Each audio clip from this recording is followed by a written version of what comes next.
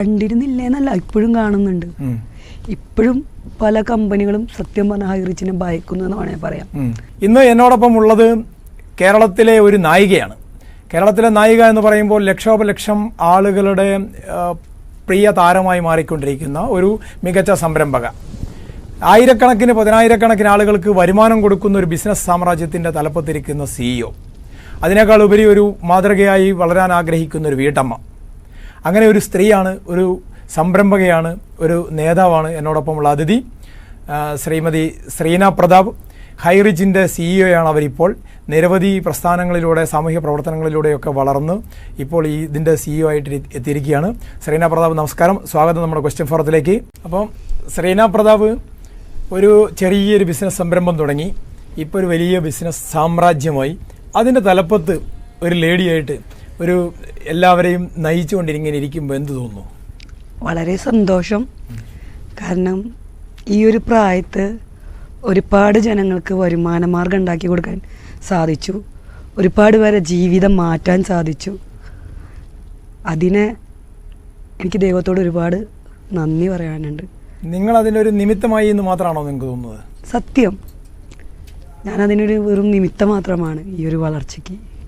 ചെറുപ്പകാലഘട്ടത്തിൽ പഠിക്കുന്ന സമയത്തൊക്കെ നമുക്കൊരു സംരംഭകയാവണം, ഒരു ബിസിനസ്സുകാരി ആവണം എന്നായിരുന്നു ആഗ്രഹം, അതേ വേറെ എന്തെങ്കിലും ആകണം എന്നായിരുന്നു ആഗ്രഹം? പഠിക്കണ കാലം തൊട്ടേ എനിക്കൊരു ലീഡർ ക്വാളിറ്റി ഉണ്ടായിരുന്നു. ക്ലാസ്സിലെപ്പോഴും ഇലക്ഷൻ വന്നു കഴിഞ്ഞാൽ ഞാൻ നിൽക്കും, എപ്പോഴും വിജയിക്കുകയും ചെയ്യും. അങ്ങനെ ആ ഒരു ലീഡർ ക്വാളിറ്റി എൻ്റെ ലൈഫിൽ +2 വരെ ഉണ്ടായിരുന്നു. +2ന് ശേഷം ഡിഗ്രിക്ക് വന്നപ്പോഴും അപ്പോഴും എന്നിൽ ആ ഒരു ലീഡർ ക്വാളിറ്റി തന്നെ ഉണ്ടായിരുന്നു. അന്ന് അത്യാവശ്യം കോളേജിലൊക്കെ പാർട്ടിയും കാര്യങ്ങളൊക്കെ ആയിട്ടും ആ ഒരു ഇത് എനിക്ക് വളരെ താല്പര്യമാണ്. അതായത് മറ്റുള്ളവരിലേക്ക് ഒരു ലീഡർ എന്നൊരു നിലയിൽ മാറാൻ എനിക്ക് ഭയങ്കര താല്പര്യമായിരുന്നു. അതിനുവേണ്ടി ഞാൻ എപ്പോഴും എൻ്റെ ലൈഫിൽ അഫർമേഷനൊക്കെ സെറ്റ് ചെയ്യായിരുന്നു. പിന്നെ ചെറുപ്പം തൊട്ടേ എനിക്കൊരു കോൺഫിഡൻസ് ആണ്, എന്ത് ചെയ്താലും വിജയിക്കും എന്നുള്ളൊരു കോൺഫിഡൻസ്. അതെൻ്റെ അച്ഛനായിട്ട് പകർന്നു തന്നതാണ് ആ കോൺഫിഡൻസ്. എൻ്റെ അച്ഛൻ പച്ചക്കറി മാർക്കറ്റിലെ യൂണിയനിലായിരുന്നു. എൻ്റെ അമ്മ ഒരു ടെക്സ്റ്റൈലിൽ സെയിൽസ് ഗേളായിരുന്നു. പക്ഷേ എൻ്റെ അച്ഛനെയാണ് എനിക്കെപ്പോഴും മാതൃക. കാരണം എൻ്റെ അച്ഛൻ എന്നെ വളർത്തിയത് ഒരു പെൺകുട്ടിയായിട്ടല്ല, എപ്പോഴും ഒരു ആൺകുട്ടിയുടെ ഒരു ശൈലി എന്നിൽ അച്ഛൻ വളർത്തി തന്നിരുന്നു. ഒരു ആത്മധൈര്യം. അതിനെനിക്ക് അച്ഛനോടാണ് ഏറ്റവും കൂടുതൽ കടപ്പാട്.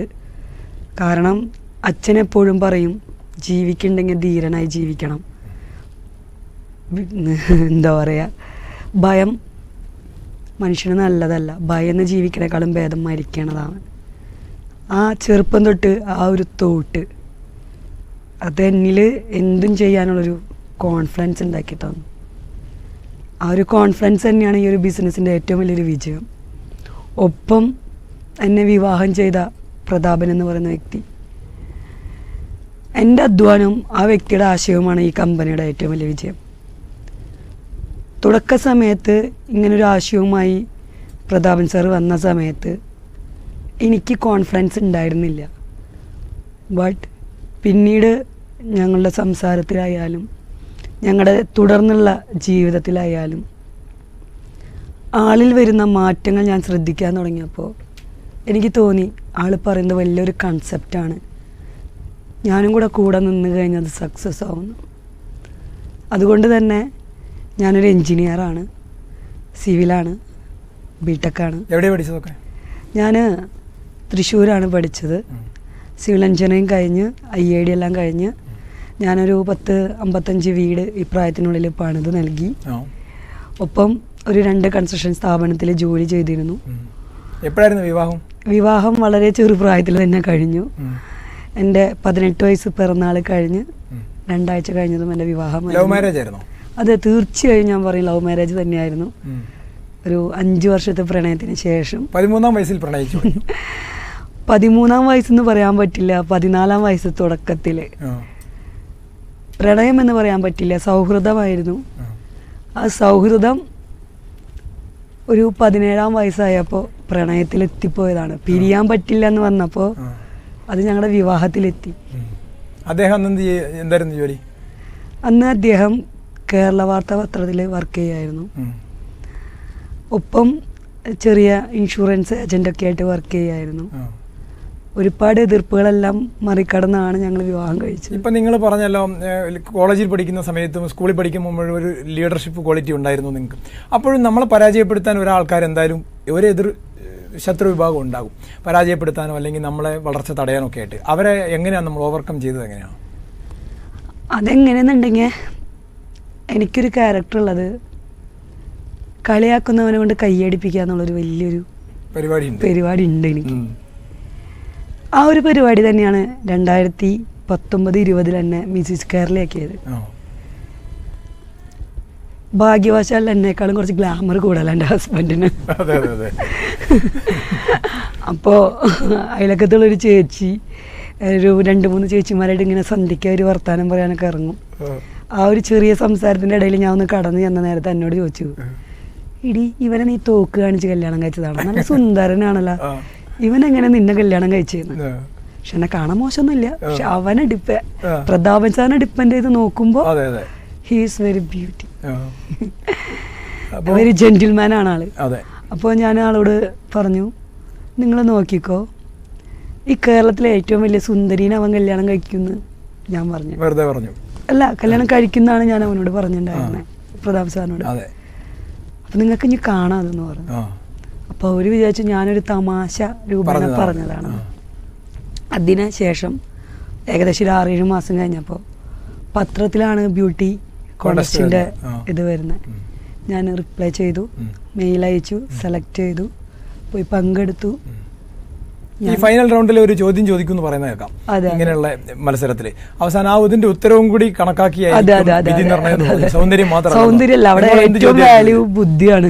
എന്ത് ചോദ്യമായിരുന്നു ചോദിച്ചത്? ഞങ്ങളോട് ചോദിച്ചത്, ഒരു സ്ത്രീക്ക് ജീവിതത്തിൽ അമ്മയായിരിക്കാനാണോ എളുപ്പം അതോ മകളായിരിക്കാനാണോ എളുപ്പം? ഒരു സ്ത്രീ ഏറ്റവും സന്തോഷിക്കുന്നത് ഇതിൽ ഏത് കാലഘട്ടത്തിലാണ്? എൻ്റെ കൂടെ പങ്കെടുത്ത പാർട്ടിസിപ്പൻസ് ഒരുവിധം എല്ലാവരും പറഞ്ഞത് മകളായിരിക്കാനാണ്. പക്ഷെ ഞാൻ അമ്മയായിരിക്കാനാണ് പറഞ്ഞത്. കാരണം എന്നിലൊരു ലീഡർഷിപ്പ് ക്വാളിറ്റിയാണ് എനിക്ക് ഏറ്റവും ഇഷ്ടം. ഞാൻ സ്കൂളിലെ ലീഡറാണ്, മറ്റുള്ളിടത്തൊക്കെ ലീഡറാണ്, പക്ഷെ എൻ്റെ വീട്ടിൽ ഞാൻ കുട്ടിയാണ്. അപ്പോൾ ഞാനൊരു ലീഡറായത് അമ്മയെപ്പോഴാണ് വീട്ടിലത്തെ. എത്ര മക്കളുണ്ട്? എനിക്കിപ്പോൾ പ്രസന്റ്ലി 3 മക്കളുണ്ട്. 2 പേര് അനന്യ, അനശ്വ, ഒരു മോള് ഞാൻ വളർത്തുന്ന കുട്ടിയാണ്. വലിയൊരു ചലഞ്ചാണല്ലോ തലയിലുള്ളത്. അതായത് അതിവേഗം വളരുന്ന ഒരു ഇന്റർനെറ്റിന്റെ വേഗത പോലെ തന്നെ ബിസിനസ്സും വളരുന്ന പല ഇതുണ്ട്. അതിലൊരു വലിയ ബിസിനസ്സിന്റെ തലപ്പത്താണ് നിങ്ങളുള്ളത്. ഈ ബിസിനസ്സിന്റെ വളർച്ച വേഗതയ്ക്കൊപ്പം സഞ്ചരിക്കാൻ പറ്റുന്നുണ്ടോ? തീർച്ചയായും പറ്റുന്നുണ്ട് ഞങ്ങൾക്ക്. കാരണം ഇത് ഞങ്ങളുടെ മാത്രമല്ലല്ലോ എഫേർട്ട്. എൻ്റെ ഹസ്ബൻഡ് ഉണ്ടാക്കുന്ന വലിയൊരു വടി കൊണ്ട് നടന്ന് എറിയുക എന്നതാണ് ഞാൻ ചെയ്യുന്നൊരു കാര്യം. ഇതിൻ്റെ പിന്നിലെ ആശയവും എല്ലാം പ്രതാപൻ സാറിൻ്റെതാണ്. ഈ കമ്പനിയിൽ വരുന്ന ഓരോ പ്രോജക്റ്റും അത് പ്രതാപൻ സാറിൻ്റെ മാത്രം ആശയങ്ങളാണ്. ആ ആശയം എൻ്റെ ഹസ്ബൻഡ് എന്നിലേക്ക് തരും, അത് ഞാൻ കമ്പനിയിൽ ഇംപ്ലിമെൻ്റ് ചെയ്യും, മറ്റുള്ളവരെ മോട്ടിവേറ്റ് ചെയ്യും.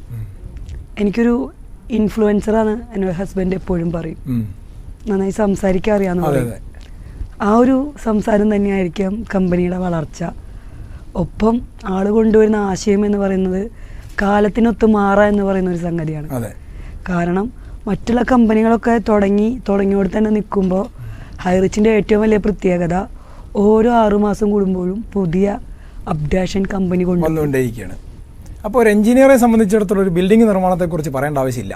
ഒരു ബിൽഡിംഗ് നിർമ്മാണം പൂർത്തിയാകുമ്പോൾ ഒരു എഞ്ചിനീയർ ആദ്യമേ എങ്ങനെ സ്വപ്നം കണ്ടോ അതേപോലെ ഈ ഹൈറിച്ച് ഇപ്പോൾ നിൽക്കുന്ന നിലയിലോ അല്ലെങ്കിൽ ഇനിയുള്ള വളർച്ചയിലോ നിങ്ങൾ അന്ന് സ്വപ്നം കണ്ടിരുന്നോ, ഡിസൈൻ ചെയ്തിരുന്നോ? അതേ ഒരു ചെറിയ സ്ഥാപനമായിട്ടാണോ കണക്കാക്കി? തീർച്ചയായും സാറേ, ഞങ്ങൾ സ്വപ്നം കണ്ടിരുന്നു. കാരണം ഹൈറിച്ച് സ്വപ്നം വിറ്റ് വന്ന കമ്പനി തന്നെയാണ്. ഈ ഹൈറിച്ച് കമ്പനിയുടെ തുടക്കത്തിൽ ഞങ്ങൾ വെബ്സൈറ്റ് ഉണ്ടാക്കാൻ പോയപ്പോൾ ആ വെബ്സൈറ്റ് കമ്പനിയിൽ ഞങ്ങൾ പറഞ്ഞ കാര്യം, നാളെ ഇത് ആമസോണിനെ പോലെ വരുന്നൊരു വലിയ കമ്പനിയാണ്, അമ്മാരി വെബ്സൈറ്റ് ഉണ്ടാക്കി തരണമെന്നാണ് ഞങ്ങൾ കമ്പനിയിൽ പോലും പറഞ്ഞത്. ഒരിക്കലും ഹാങ് ആവാത്ത തരത്തിൽ. കാരണം ഞങ്ങൾക്ക് കോൺഫിഡൻസ് ഉണ്ട്. എന്റെയും എൻ്റെ ഹസ്ബൻഡിന്റെ ക്യാരക്ടർ വെച്ച് ഞങ്ങൾക്ക് രണ്ടാൾക്കും. എത്ര രൂപയാണ് നിങ്ങൾ ആദ്യം ഇൻവെസ്റ്റ് ചെയ്തത്? ആദ്യം ഇൻവെസ്റ്റ് ചെയ്തത് ഞങ്ങളുടെ സ്വപ്നം. പണമില്ല. ഈ സമയത്തൊക്കെ കുറേ നെറ്റ്വർക്ക് മാർക്കറ്റിംഗ്, കുറേ ഓൺലൈൻ മാർക്കറ്റിംഗ് ഒക്കെ ആയിട്ട് തട്ടിപ്പും ഒക്കെ ആയിട്ട് നിൽക്കുന്ന ഒരു കാലഘട്ടത്തിലാണല്ലോ നിങ്ങൾ വരുന്നത്. 2016 നിങ്ങൾ ഡിസൈൻ ചെയ്തു, 2019 അത് ഇംപ്ലിമെന്റ് ചെയ്തു, ഇപ്പോൾ 7ാം വർഷത്തിൽ നിൽക്കുകയാണ്. ഈ സമയത്ത് ആളുകളും നിങ്ങളെ ഒരു പേടിയോടുകൂടി കണ്ടിരുന്നില്ലേ ഒരു വിഭാഗം? കണ്ടിരുന്നില്ലേന്നല്ല, ഇപ്പോഴും കാണുന്നുണ്ട്. ഇപ്പോഴും പല കമ്പനികളും സത്യം പറഞ്ഞ ഹൈറിച്ചിനെ ഭയക്കുന്നു എന്ന് വേണമെങ്കിൽ പറയാം. കാരണം അതിൻ്റെ തെളിവാണ് ഈ പല യൂട്യൂബ് ചാനലിലും അതിലും മറ്റും ഹൈറിച്ചിനെ കുറിച്ച് ചിലരെങ്കിലും ഞാൻ പറയും കാശ് കൊടുത്ത് ചെയ്യുന്ന വീഡിയോസാണ്, ഗ്യാരണ്ടിയാണ്. കാരണം അതിൻ്റെ അടിയിൽ വരുന്ന റിവ്യൂസ് നോക്കിയാൽ നിങ്ങൾക്കറിയാം, അവർ തന്നെ മനഃപൂർവ്വം ക്രിയേറ്റ് ചെയ്യുന്ന ഐഡികളിൽ നിന്ന് അവർ തന്നെ ചെയ്യുന്ന നെഗറ്റീവ് കമൻസുകളാണ്. പക്ഷേ ആ ഒരു കമൻസിൻ്റെ എണ്ണം നോക്കിക്കഴിഞ്ഞാൽ ഒരു 4 ഐഡിയിൽ നിന്ന് മാത്രമാണ് ഈ കമൻസ്. ബാക്കി അതിൻ്റെ അണ്ടറിൽ വരുന്ന 2000-3000 കമൻസ് സാർ എടുത്ത് നോക്കൂ, ഒക്കെ പോസിറ്റീവാണ്. പക്ഷെ ഞാൻ പറയും ഊർവശി ശാപം ഉപകാരത്തിലാണ്. കാരണം അത്തരം വീഡിയോകളാണ് ഇപ്പം ഞങ്ങൾക്ക് സന്തോഷം. എന്താന്ന് വെച്ച് കഴിഞ്ഞാൽ ഈ വീഡിയോ കാണുന്നവർ ഹൈറിച്ച് എന്താണെന്ന് അന്വേഷിക്കുന്നുണ്ട്, ഹൈറിച്ചിൻ്റെ പ്രവൃത്തി എങ്ങനെയാണെന്ന് അന്വേഷിക്കുന്നുണ്ട്. അതെല്ലാം ഞങ്ങളുടെ കമ്പനിക്ക് ബിസിനസ് ആയിട്ടാണ് വരുന്നത്. ഇപ്പം നിങ്ങൾ നേരത്തെ പറഞ്ഞു നിങ്ങൾ സ്വപ്നം ആണ് അതായിരുന്നു വിൽപ്പന നടത്തിയ ആദ്യം. ധാരാളം പേരെ നിങ്ങൾ സ്വപ്നം കാണാൻ പ്രേരിപ്പിക്കുന്നു എന്ന് പറയുന്നത് കേട്ടു. അവരൊക്കെ സ്വപ്നം കണ്ടുകൊണ്ടിരിക്കുന്നു, അവരും സ്വപ്നങ്ങൾ വിറ്റുകൊണ്ടിരിക്കുകയാണോ? ഇപ്പോൾ സ്വപ്നങ്ങളല്ല വിൽക്കുന്ന സാറേ, ഇപ്പോൾ അവർ സ്വപ്നങ്ങളല്ല കാണുന്നത്, അവരുടെ സ്വപ്നത്തിലൊക്കെ അവർ എത്തിച്ചേർന്നു. ഇപ്പോൾ അവരെല്ലാം ഒരു ലക്ഷങ്ങൾ വരുമാനം വാങ്ങുന്ന ആളുകളായി മാറി. ഹൈറിച്ചിന് ഇപ്പോൾ എത്ര ടേൺ ഓവർ ഉണ്ട്? ഇപ്പോൾ 1000 കോടി ടേൺ ഓവർ കഴിഞ്ഞു. ഇനി എന്താ അടുത്ത ഫീച്ചർ? എന്താണ് അടുത്ത ഫീച്ചർ? ഇപ്പോൾ HR OTT എന്ന് പറഞ്ഞിട്ടൊരു OTT കൊണ്ട് നമ്മൾ വന്നിട്ടുണ്ട്. അതെന്താ കാര്യം എന്നുണ്ടെങ്കിൽ ഞങ്ങൾ സർവേ നടത്തും. അതായത് കമ്പനിയുടെ ഡെവലപ്പിന് വേണ്ടി നമ്മളൊരു R&D തന്നെ ചെയ്യുന്നുണ്ട്. അപ്പോൾ ഈ R&D പ്രകാരം നമ്മൾ ഏതൊക്കെ മേഖലകളാണ് കൂടുതൽ ജനങ്ങൾ ഏറ്റെടുക്കുന്നത്, ഏതൊക്കെ മേഖലകളിലാണ് ആളുകൾക്ക് മണി ഇൻവെസ്റ്റ് ചെയ്യാൻ താല്പര്യം, ഇതെല്ലാം ഞങ്ങൾ R&D വിഭാഗം വെച്ച് ഞങ്ങൾ സെർച്ച് ചെയ്യും. R&D വിഭാഗം വേറെ ആരുമല്ല, മെയിൻ ഹെഡ് എൻ്റെ ഹസ്ബൻഡ് തന്നെയാണ്. ആള് സെർച്ച് ചെയ്യും. ആള് ഞാൻ പറയുകയാണെങ്കിൽ ഇപ്പോഴും പഠിച്ചുകൊണ്ടിരിക്കുന്ന ഒരു കുട്ടിയാന്ന് വേണമെങ്കിൽ പറയാം. കാരണം എപ്പോഴും പല ബിസിനസ്സുകളുടെ രൂപം ആള് ഫുൾ ടൈം പഠിക്കും. ഒത്തിരി വിജയിച്ചു വന്ന വ്യക്തികളുടെ ബുക്കുകൾ വായിക്കും. എൻ്റെ വീട്ടിൽ വന്നു കഴിഞ്ഞാൽ ഏറ്റവും അധികം കാണാൻ ബുക്സാണ്. കാരണം അത് മുഴുവൻ എൻ്റെ ഹസ്ബൻഡ് വായിച്ചിട്ടുണ്ടാകും. എനിക്ക് വായിക്കേണ്ട ആവശ്യം അധികം വരാറില്ല. കാരണം എൻ്റെ ഹസ്ബൻഡ് ഞാനും കൂടി സംസാരിക്കുന്ന നേരത്ത് ആള് വായിച്ച് അതിൽ നിന്ന് കിട്ടുന്ന തോട്ട്സ് എല്ലാം ആ സംസാരത്തിലൂടെ എനിക്ക് ഷെയർ ചെയ്ത് കിട്ടും. മക്കളിപ്പോ എന്താ പഠിക്കുന്നത്? മോള് ഇപ്പോൾ 8ാം ക്ലാസ്സില്, മോനിപ്പോൾ UKG, മറ്റേ കുട്ടി ഞങ്ങളുടെ മോള് ഇപ്പോൾ ഡിഗ്രി. അപ്പോൾ ആദ്യം പറഞ്ഞ അമ്മയുടെ റോൾ എങ്ങനെ വഹിക്കുന്നു ഇപ്പോൾ വീട്ടില്? അമ്മയുടെ റോള് വഹിക്കാന്ന് പറഞ്ഞു കഴിഞ്ഞാൽ ഇപ്പോഴും ഞാൻ നല്ലൊരു അമ്മ തന്നെയായിരിക്കാൻ ശ്രമിക്കാറുണ്ട്. പക്ഷെ ഈയിടെയായിട്ട് എനിക്ക് ഈ മക്കളുടെ കൂടെ സമയം സ്പെൻഡ് ചെയ്യാൻ വളരെ കുറവേ കിട്ടുന്നുള്ളൂ. എന്നിരുന്നാലും എത്ര ലേറ്റ് ആയാലും ഞാൻ വീടെത്താൻ ശ്രമിക്കും. കാരണം രാവിലെയെങ്കിലും മക്കളൊന്ന് കാണാൻ പറ്റും. ഒരു അത്രയും ബുദ്ധിമുട്ടാണെങ്കിൽ മാത്രമേ ഞാൻ എവിടെയെങ്കിലും സ്റ്റേ ചെയ്യേണ്ടി വരാറുള്ളൂ. അല്ലെങ്കിൽ ഇപ്പോൾ ലേറ്റ് ആയാലും വീടെത്തും, മക്കളെ കാണും. പിന്നെ വീട്ടിൽ മക്കളെ കാര്യങ്ങൾ നോക്കാനായിട്ട് അമ്മയുണ്ട്, എൻ്റെ അമ്മയുണ്ട്. പിന്നെ വീട്ടിൽ ഒരു 3-4 സർവൻസ് ഉണ്ട്. ഇപ്പോൾ ആൾക്കാരെല്ലാം വീട്ടിൽ നിന്ന് പറയും, എന്തെങ്കിലും പൈസക്കൊക്കെ ചോദിച്ചാൽ എൻ്റെ കയ്യിൽ പണം കായ്ക്കുന്ന മരമൊന്നുമില്ല, കുലുക്കി പറിക്കാന്നൊക്കെ പറയും. ഇപ്പോൾ ശ്രീനാ പ്രതാപ് എന്ന് പറയുന്ന ആളൊരു പണം കായ്ക്കുന്ന മരം കൊണ്ട് നടക്കുകയാണോ? തീർച്ചയായും ഞാൻ ആ മരത്തിൽ നിന്ന് എല്ലാവർക്കും കൊടുക്കുന്നുണ്ട് സാറേ. കുലുക്കി കൊടുക്കും. അവർ സന്തോഷവാന്മാരാണോ? തീർച്ചയായും. ഹൈറിച്ചിൽ വന്ന ഒരാൾ പോലും ഇന്നവരെ ഒരു കാര്യത്തിൽ പോലും വിഷമിക്കേണ്ട വന്നിട്ടില്ല. ഈവൻ ഹൈറിച്ച് സ്റ്റാഫുകൾ പോലും, കമ്പനിയിലെ സ്റ്റാഫുകൾ പോലും, ഒരു സ്റ്റാഫിൻ്റെ കല്യാണം പോലും ഹൈറിച്ചിൻ്റെ കല്യാണമാണ്. ഒരു കുട്ടിക്ക് പോലും ഇന്ന് വരെ അയ്യോ എനിക്ക് കല്യാണത്തിന് വീട്ടിൽ പൈസ ഇല്ലല്ലോ, ഓർണമെന്റ്സ് ഇല്ലല്ലോ എന്ന് ഇന്ന് വരെ ഹൈറിച്ചിൽ ഒരു സ്റ്റാഫിനെ വിഷമിക്കേണ്ട വന്നിട്ടില്ല. ഇപ്പോൾ ഹൈറിച്ചിൽ വന്നുള്ള ഓരോ വ്യക്തിയുടെ വീട്ടിലെ ബുദ്ധിമുട്ട് പോലും കമ്പനിയുടെ ബുദ്ധിമുട്ടായി കണ്ട് അവരെ കൂടെ നിൽക്കുന്നുണ്ട്. ഇപ്പോൾ ഒരു ഹൈറിച്ചിൽ ഞാൻ മനസ്സ് തൊട്ട് പറയാം, ഹൈറിച്ചിൽ വന്നൊരു വ്യക്തി ഒരു ഹോസ്പിറ്റലിൽ കിടന്നാൽ പോലും ഹൈറിച്ച് ഗ്രൂപ്പ് ഞങ്ങൾ എല്ലാവരും കൂടി ഫണ്ട് എടുത്ത് ആ വ്യക്തിയെ അവിടെ നിന്ന് രക്ഷിച്ചുകൊണ്ട്. നിങ്ങളൊരു വേദിയിൽ പറഞ്ഞു നിങ്ങൾക്ക് ഭയമില്ലെന്ന്. തീർച്ചയായും ഒരു കാര്യത്തിലും ഭയമില്ല. ഒരു കാര്യത്തിലും ഭയമില്ല. നാളെ ഈ ഹൈറിച്ച് എന്താവും എന്നുള്ള കാര്യത്തിലും ഭയമില്ല. എന്ത് ഭയം സാറേ?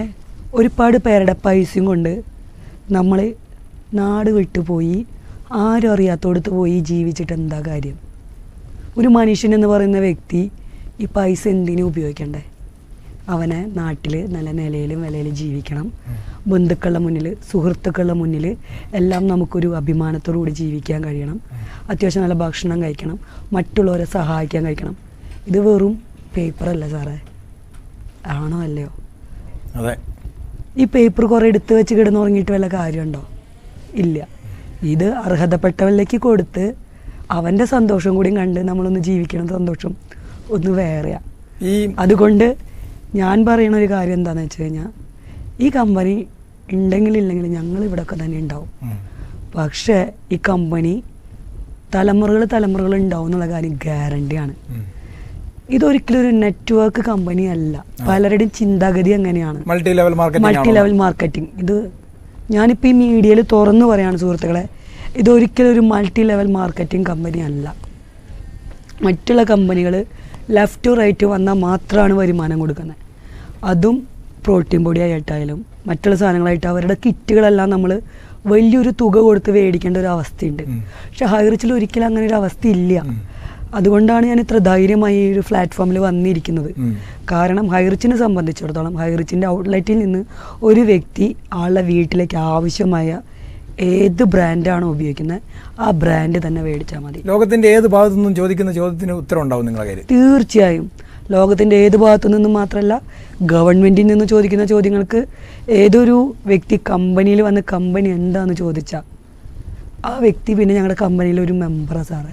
ഇപ്പം ഈ യുവതലമുറ പെട്ടെന്ന് വന്ന OTT പ്ലാറ്റ്ഫോമിലേക്ക് മാറിയപ്പോഴത്തേക്കും ഹൈറിച്ചും അതിൻ്റെ ബിസിനസ് OTTയിലേക്കൊരു ചുവടുവയ്പ് നടത്തി. ഈ OTTൻ്റെ ലെവൽ ഇപ്പോൾ എത്ര എത്തി നിൽക്കുകയാണ്?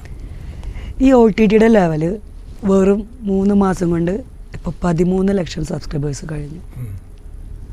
അത് മറ്റൊരു OTTക്കും ഇല്ലാത്ത വലിയൊരു വിജയമാണ്. ഒപ്പം ഹൈറിച്ച് എന്ന് പറയുന്ന ഒരു കമ്മ്യൂണിറ്റി ഉണ്ട്, വലിയൊരു കമ്മ്യൂണിറ്റി. ഇപ്പോൾ 1,67,00,000 കസ്റ്റമേഴ്സായിട്ടിരിക്കുകയാണ് ഈ കമ്മ്യൂണിറ്റി. നമ്മളിപ്പോൾ സംസാരിക്കുമ്പോഴും നിങ്ങളുടെ അക്കൗണ്ടിലേക്ക് പണം വന്നുകൊണ്ടിരിക്കുന്നുണ്ട്. തീർച്ചയായും. ഞാനിപ്പോൾ സംസാരിക്കുകയാണെങ്കിൽ പോലും എൻ്റെ 1 മണിക്കൂറിന് അവിടെ ഏകദേശം ഒരു 3-4 കോടി രൂപ വന്നുണ്ടോ. അപ്പോൾ നിങ്ങൾ ആരും തൊടാത്ത ക്രിപ്റ്റോയിലേക്ക് തൊടാൻ പോവുകയാണെന്ന് പറയുന്നത് കേട്ടു.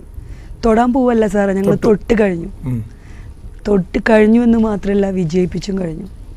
ഞങ്ങളുടെ ക്രിപ്റ്റോ $2 ഞങ്ങൾ കഴിഞ്ഞ വർഷം ലോഞ്ച് ചെയ്തത്. ഇന്ന് ഞങ്ങളുടെ ക്രിപ്റ്റോൻ്റെ വില മാർക്കറ്റിൽ $10 കഴിഞ്ഞു. അതായത് ഞങ്ങളുടെ ക്രിപ്റ്റോ ഒരു വർഷം മുന്നേ $2 എടുത്ത് വെച്ച ക്രിപ്റ്റോ ഏതൊരു വ്യക്തിക്കും $10 തിരിച്ച് വിൽക്കാൻ പറ്റും. മന്ത്രി മുതൽ കായിക താരങ്ങളും കലാകാരന്മാരും ഒക്കെ വന്നിരിക്കുന്ന ഒരു പ്ലാറ്റ്ഫോമാണ്. നിങ്ങളുടെ ഒരു ധീരതയെക്കുറിച്ച് പറഞ്ഞ് കേട്ടറിഞ്ഞു. നിങ്ങളുടെ ഒരു ധൈര്യത്തെക്കുറിച്ചും നിങ്ങളുടെ ഒരു ആത്മവിശ്വാസത്തെക്കുറിച്ചും നിങ്ങൾക്ക് എന്താ പറയാനുള്ളത്? പ്രേക്ഷകരോട് പറയാനുള്ളത്, ഹൈറിച്ച് ഒരിക്കലും ഒരു MLM കമ്പനിയല്ല. പലരും തെറ്റിദ്ധരിക്കുന്നതാണ്. ഹൈറിച്ചിനെ കുറിച്ച് പഠിച്ചു കഴിഞ്ഞാൽ ഏതൊരു വ്യക്തിക്കും അവരുടെ ജീവിതം മാറ്റിമറിക്കാൻ സാധിക്കും. ഹൈറിച്ചിൽ വർക്ക് ചെയ്യാൻ വിദ്യാഭ്യാസത്തിൻ്റെ ആവശ്യമില്ല, പ്രായത്തിൻ്റെ ആവശ്യമില്ല. ഇതൊന്നും ഹൈറിച്ചിൽ ബാധകമല്ല. ഇന്ന് ഒരു സ്കൂൾ കുട്ടി പോലും ഹൈറിച്ചിൽ മെമ്പറാണ്. ആ ഒരു കുട്ടിയുടെ അക്കൗണ്ടിൽ പോലും മിനിമം ഉണ്ടാവും ഒരു മാസം 10,000-10,000 രൂപ.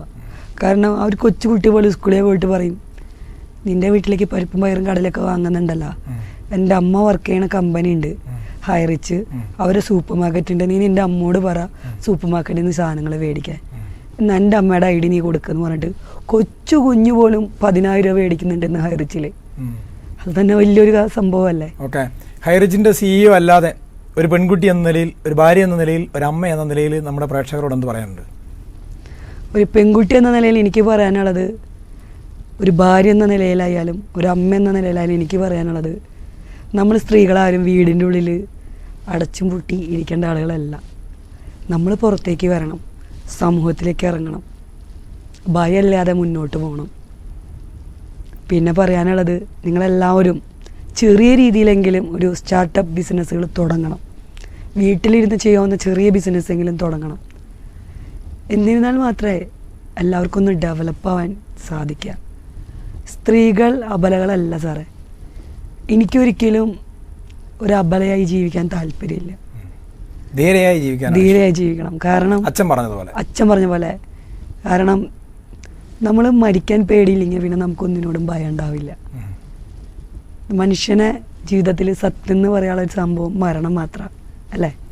സാറ് ഭൂമിയിൽ വന്നിട്ടുണ്ട്. സാറിന് എന്താ സാറിൻ്റെ ജീവിതത്തിലുള്ള ഏക ഉറപ്പ് എന്താ സാറിൻ്റെ ജീവിതത്തിൽ? ഒരു ഉറപ്പുമില്ല. അതായത് ഇപ്പോൾ ഇവിടുന്ന് തൊട്ട് മനുഷ്യൻ്റെ ശരാശരി ആയുസ് എന്ന് പറയുന്നത് ഒരു 60-80 വർഷമാണ് പറയണേ. പക്ഷെ ഞങ്ങളുടെ മുത്തശ്ശി കഴിഞ്ഞ പ്രാവശ്യം 109 അടിച്ചു കേട്ടാ. 109 അടിച്ചു. ഞങ്ങൾക്ക് കൺഫേം മുത്തശ്ശി 125 അടിക്കും. കഴിഞ്ഞ ദിവസം കളക്ടർ വീട്ടിൽ വന്ന് മുത്തശ്ശിനെ അമിത പ്രതീക്ഷ ഉണ്ടോന്ന് എനിക്കൊരു സംശയമുണ്ട്. അതെ, അതിന് തന്നെയാണല്ലോ ഞങ്ങളുടെ മുത്തശ്ശിയുടെ ലൈഫ് വരെ. അപ്പോൾ കഴിഞ്ഞ ദിവസം കളക്ടർ വന്ന് മുത്തശ്ശിനെ ആദരിക്കൊക്കെ ഉണ്ടായി. തൃശ്ശൂരത്തെ ഏറ്റവും പ്രായം ചെന്ന മുത്തശ്ശിയാണ് ഞങ്ങളുടെ മുത്തശ്ശി. അപ്പോൾ എന്താ ഞാൻ പറയാ, മരണത്തെ മാത്രമാണ് നമുക്കുള്ള ഏക ഉറപ്പ്. നമ്മുടെ ജീവിതത്തിൽ നാളെ കഴിഞ്ഞതുകൊണ്ട് കുറെ കാര്യങ്ങൾ നിങ്ങൾക്ക് പറയണമെന്നുണ്ടും എനിക്ക് ചോദിക്കണം ഉണ്ടായിരുന്നു. അവസാനിപ്പിക്കാൻ പോവാണ്. അവസാനമായിട്ടൊരു ചോദ്യം ചോദിക്കുകയാണ്. മിസ്സിസ് കേരളയ്ക്ക് ഇനി മിസ്സിസ് ഇന്ത്യ ആവാൻ വല്ല? തീർച്ചയായും സാറേ, ഞാൻ അടുത്ത പേജന്റ് അറ്റൻഡ് ചെയ്യുന്നുണ്ട്. അതിന് വേണ്ടിയിട്ട് തന്നെയാണ് എൻ്റെ ബോഡി വെയ്റ്റ് 76 കിലോയിലെത്തി തൈറോയ്ഡ് വന്നപ്പോൾ. അതിന് മുന്നേ ഞാൻ 60 ഞാനൊരു ചലഞ്ച് എടുത്ത് 3 മാസം കൊണ്ട് എൻ്റെ ബോഡിയിൽ നിന്ന് ഞാൻ വീണ്ടും 16 കിലോ റെഡ്യൂസ് ചെയ്ത് ഇപ്പോൾ 60 എത്തി നിൽക്കുകയാണ്. എന്നാ മത്സരം അനൗൺസ് ചെയ്തിട്ടില്ല. അവർ അനൗൺസ് ചെയ്ത് കഴിഞ്ഞാൽ തീർച്ചയായും കേരളത്തിനെ പ്രതിനിധീകരിച്ചുകൊണ്ട് ഞാൻ ആ വേദിയിലുണ്ടായിരിക്കും. അപ്പോൾ പണ്ട് കുറേ സ്വപ്നങ്ങളൊക്കെ ഉണ്ടായിരുന്നു. ഇപ്പോൾ ആ സ്വപ്നമൊക്കെ യാഥാർത്ഥ്യമാക്കി. ഇനിയും കുറച്ച് ജീവിതത്തിലെ കുറച്ച് മിസ്സിസ് ഇന്ത്യ പോലുള്ള സ്വപ്നങ്ങളൊക്കെ ഉണ്ട്. എല്ലാം യാഥാർത്ഥ്യമാകട്ടെ എന്ന് ആശംസിക്കണം. നമ്മുടെ സമയം കുറവായതുകൊണ്ട് നമ്മൾ അവസാനിപ്പിക്കുക. എന്തെങ്കിലും പറയാനുണ്ടോ? ഒന്നും പറയാനില്ല സാറേ. എനിക്ക് ഓരോരുത്തരോടും പറയാനുള്ളത്, ഈ മണ്ണിൽ ജീവിച്ച് തിരിച്ച് പോകുന്നതിനുള്ളിൽ നമ്മുടെ ഒരു കയ്യൊപ്പ് എവിടെയെങ്കിലും വെച്ചിട്ട് വേണം എല്ലാവരും പോകാൻ. എനിക്ക് അത്രയും പറയാനുള്ളൂ. ആ കയ്യൊപ്പാണ് ശ്രീനാ പ്രതാപ്. അതെ, വെച്ചിരിക്കുന്ന ഹൈറിച്ച്. അപ്പോൾ നമ്മളുടെ ശ്രീനാ പ്രതാപ് പറഞ്ഞതുപോലെ നമുക്ക് എല്ലാവർക്കും ഒരു ആത്മവിശ്വാസം വേണം, ഒരു ധൈര്യം വേണം, പ്രതീക്ഷ വേണം. അത് കൈവിടാതെ നമ്മൾ ജീവിതത്തിൽ ഓരോ കാര്യങ്ങളിലും ഇടപെടുമ്പോൾ നമുക്കൊക്കെ വിജയമുണ്ടാകും. ശ്രീനാ പ്രതാപിൻ്റെ ജീവിതത്തിലുണ്ടായ വിജയവും അവരുടെ കുടുംബത്തിലുണ്ടായ വിജയവും അതുതന്നെയാണ്. അവരുടെ ബിസിനസ് സാമ്രാജ്യത്തിൻ്റെ വളർച്ചയും അതുതന്നെയാണ്. അപ്പോൾ നമുക്കും ഒരു ബിസിനസ് സാമ്രാജ്യം അല്ലെങ്കിൽ നമുക്കും ഒരു ജീവിതത്തിൻ്റെ ഏത് മേഖലയിലായാലും വിജയിക്കാൻ കഴിയുമെന്ന് അവരുടെ ആ ചെറിയ വാക്കുകളിൽ നിന്ന് പ്രചോദനമാകുമെന്ന് പ്രതീക്ഷിക്കുകയാണ്. മറ്റൊരു അതിഥിയുമായി മറ്റൊരു വിഷയമായി നമുക്ക് വീണ്ടും കാണാം. നന്ദി, നമസ്കാരം.